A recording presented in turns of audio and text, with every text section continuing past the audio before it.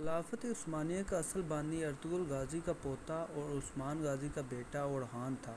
وہ 1281 میں سوغوت میں پیدا ہوا۔ جوان ہونے تک روز دادا کی قبر پر حاضری دیتا تھا اور قبر کے سرہانے کھڑے ہوکر دادا کا خواب دہراتا تھا۔ وہ عثمان غازی کے ساتھ مل کر سوغوت کے دائیں بائیں موجود قلعوں میں فتح کرتا رہا۔ 1300 میں علاقے کی بڑی ریاستیں زوال پذیر ہو گئیں۔ سلجوقی ریاست ختم ہو گئی، ایوبی سلطنت کمزور ہو رہی تھی، باطنی امپائر کی اینٹیں بھی گر رہی تھیں اور منگولوں کا طوفان بھی سمٹ کر چین تک محدود ہو گیا تھا۔ ایشیا کوچک میں اس وقت گرے ہوئے قلعوں کا خاک اڑاتے شہروں، بکھرتے محال اور گزرتے وقت کے نوحوں کے سوا کچھ نہیں تھا۔ لیکن آپ قدرت کا معجزہ دیکھیں کہ اسی خون آشام دور میں دو نئی قوتیں پیدا ہوئیں۔ ازبکستان میں امیر تیمور جنم لیا اور ترکی میں ارطغرل غازی کا خاندان سر اٹھانے لگا۔ امیر تیمور اور خان دونوں کے دور میں زیادہ فرق نہیں۔ امیر تیمور نے اورخان کے پوتے بایزید کو 1402 میں انگورا میں شکست دی تھی۔ یہ دونوں طاقتیں بحران میں ابھرتی اور یہ دیکھتے دیکھتے تحریک بن گئیں۔ اورخان 1326 میں عثمان غازی کے انتقال کے بعد عنان اقتدار سنبھالا۔ عثمانی سلطنت اس وقت سوغوت شروع ہوئی تھی اور 100 کلومیٹر باز پہنچ کر ختم ہو جاتی تھی، لیکن اورخان نے اس کے باوجود صرف اپنا سکہ جاری کیا بلکہ اپنی ریاست کا آئین، قانون اور بیوروکریٹ سسٹم بھی بنایا۔ اورخان تھا جس نے اپنے دادا ارطغرل کی داستان لکھوائی اور اس کے نام کا سکہ جاری کیا۔ یہ وہی سکہ تھا جو آگے چل کر ڈرامہ سیریل ارطغرل کا مہر بنا۔ کیسے، میں آپ کو کسی اور ویڈیو میں بتاؤں گا۔ ارطغرل خاندان فیصلہ کیا تھا یہ اسلامی دنیا کی چھیڑ چھاڑ نہیں کریں گے، ان کا فوکس باطنی ریاست ہوگی، لہٰذا یہ صرف ان قلعوں پر حملہ کرتے تھے۔ اورخان نے بورسا کے بعد ازنیک، ازمیت اور کارسی کے قلعے فتح کیے۔ آپ ارطغرل غازی میں بار بار کونس و نومید کا ذکر کرتے ہیں۔ آج کل سائپر کا دور حکومت ہے، جبکہ انکو میڈیا یونان کا شہر دونوں شہروں 14ویں عیسوی میں ہم اور بڑے ہوتے تھے۔ اورخان نے یہ بھی فتح کر لیے۔ اس کے بعد سابق سلجوق ریاست کے شمال مشرقی علاقوں کی طرف بڑھا اور آدھا اناطولیہ بھی فتح کر لیا اور پھر یہ آج ترکمانستان کی طرف مڑ گیا اور اس کا خاصا حصہ بھی قابو کر لیا۔ باطنی حکومت اس سے گھبراتی تھی، چنانچہ باطنی بادشاہ ششم نے اس کے ساتھ امن معاہدہ کیا اور اپنی صاحبزادی اس کے عقد میں دے دی۔ یہ پہلا ترک سلطان جس نے گیلی پولی انفرا فتح کر لیے۔ اس نے گورنرز کا اپنا ایک ماڈل بھی تخلیق کیا تھا۔ آغوز قبائل جھنڈے کو سنبھالتے اورخان ریاست کو مختلف صوبوں اور ضلعوں میں تقسیم کیا اور ہر ضلع دار کو مختلف رنگ کا جھنڈا دے دیا۔ ان جھنڈوں کی وجہ سے اس ضلع سباق کہلاتے تھے۔ اس نے ضلع داروں کو اپنی فوج بنانے، علاقے فتح کرنے اور ٹیکس جمع کرنے کا اختیار بھی دے دیا۔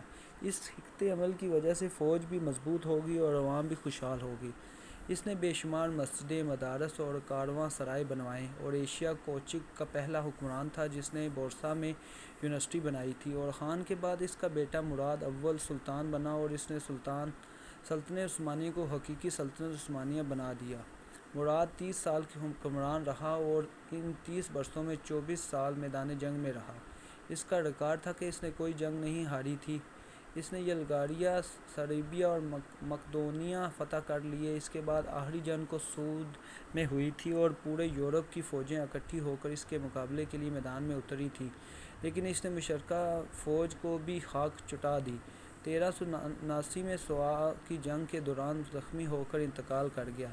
مراد اول کے مرنے کی خبر پہلے تو پورے یورپ میں جشن منایا گیا اور پھر تمام کلیسا کی گھنٹیاں بجائی گئیں۔ مراد اول نے عثمانی سلطنت کے رقبے میں 5 گنا اضافہ کیا، لیکن آپ یہ جان کر حیران ہوں گے کہ چاروں نسلوں کی فتوحات کے باوجود اول کے انتقال تک سلطنت عثمانیہ صرف 20,000 مربع کلومیٹر پر محیط تھی اور یہ رقبہ آج کی راولپنڈی ڈویژن سے بھی کم تھا۔ یہ تھی سلطنت عثمانیہ 4 نسلوں کے بعد سلطنت عثمانیہ۔ یہ حقیقت ثابت کرتی ہے کہ ریاستیں ایک دن میں نہیں بنا کرتی، ان کی بنیادوں میں نسلیں کھپ جاتی ہیں۔ آپ ایران سے لے کر یونان تک سفر کریں، آپ کو ہر 10 کلومیٹر کے بعد کوئی نہ کوئی مزار، کوئی نہ کوئی کلومیٹر کے بعد کوئی نہ کوئی مزار، کوئی نہ کوئی قبرستان ملے گا اور اس قبرستان میں آپ کو کوئی نہ کوئی ترک، کوئی نہ کوئی عبد الرحمن، کوئی نہ کوئی باسی ملے گا اور کوئی نہ کوئی باسی ملے گا۔ ویانا کے مسافات اور پیش کی پہاڑیوں تک یہ ہے اور ہر قبر کے سرہانے کلمہ شہادت لکھا ہے۔ ریاستوں کو کو ریاست بنانے میں نسلوں کا لہو اور ہڈیاں خرچ ہوتی ہیں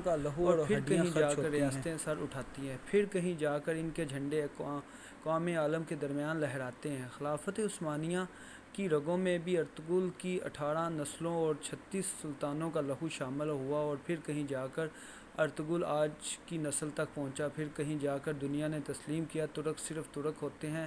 نیپولین بونا پارٹ نے ارطغرل کی نسل کے بارے میں کیا خوب کہا تھا، اس نے کہا دنیا کی ہر فوج کسی نہ کسی کے سٹائل میں لڑتی ہے، لیکن ترک صرف اور صرف ترکوں کے سٹائل میں لڑتے ہیں۔ ارطغرل کی نسل نے صرف تلواروں اور گھوڑوں کو کمال نہیں کیا، بلکہ اس نے دنیا کو بیوروکریسی، آرکیٹیکچر، لائف سٹائل اور فوج سازی کا ماڈرن فن بھی دیا۔ عثمانی سلطان یتیم بچوں کو گود لیتے تھے اور ان بچوں کو اعلیٰ تعلیم دلاتے تھے۔ جب بڑے ہو جاتے تو یہ انہیں بیوروکریسی میں شامل کر دیتے تھے۔ یہ بچے رشتہ داروں کی مجبوریوں سے پاک ہوتے تھے، چنانچہ پوری زندگی کرپشن فری رہتے تھے۔ ترک فوج کا ایک جاں نثار دستہ یعنی چری کہلاتا تھا۔ یہ لوگ صرف مرنے کے لیے میدان میں اترتے تھے، لہٰذا کبھی ہار کر واپس نہیں آتے تھے۔ سلطان بھی ان کے خوف سے کوئی ناانصافی، کوئی گڑبڑ نہیں کرتے تھے۔ یہ باغی شہزادوں کے سر اتار دیتے تھے اور کمزور اور کرپٹ بادشاہ کو کان سے پکڑ کر تخت سے اتار دیا کرتے تھے۔ آپ نے اگر ترکش آرکیٹیکچر دیکھنا ہو تو آپ استنبول چلے جائیں، آپ کو ہر پرانی عمارت، ہر پرانی مسجد پکڑ کر بیٹھ جائیں گے۔ اور رہ کر کیا لائف سٹائل، تو کافی، سگریٹ ہو، کاغذ ہو، رائفل اور بوٹ ہو، کموڈ ہو یا پھر ہیئر کلرز، آپ کو ان کے پیچھے سلطنت عثمانی اور ترک ملیں گے۔ یہ تمام چیزیں ایجاد تو یورپ ہوئیں، لیکن انہوں نے بنایا اور مارکیٹ ترکوں نے کیا۔ ارطغرل کی نسل کے ہر سلطان نے اپنے نام سے ایک محل آباد کیا اور اس محلے میں شاندار مسجد، مدارس، شفا خانہ بھی بنوایا اور اپنا مقبرہ بھی۔ آپ کی قدرت کا انعام دیکھیے، ارطغرل کے پاس خیمہ لگانے اور گھوڑا باندھنے کی جگہ نہیں تھی، لیکن پھر اس کی نسل میں ایک ایسا وقت آیا جب 3 بڑے اعظموں پر ان کی حکومت تھی۔ ان کا جھنڈا چین اور روس کی سرحدوں سے لے کر کرونا، ایران، عراق، سعودی عرب، شام سے ہوتا مصر تک جاتا تھا۔ ارطغرل کی نسل ایک بادشاہ سلیمان دی گریٹ کی سلطنت 20 لاکھ مربع میل تک پھیلی ہوئی تھی۔ یہ ہوتی ہے اللہ کے دین سے۔ اسے کہتے ہیں کہ جب کوئی قوم اللہ کے راستے پر چلتی ہے تو پھر اللہ چرواہوں کی نسلوں کو بھی قوموں کا تاج بنا دیتا ہے۔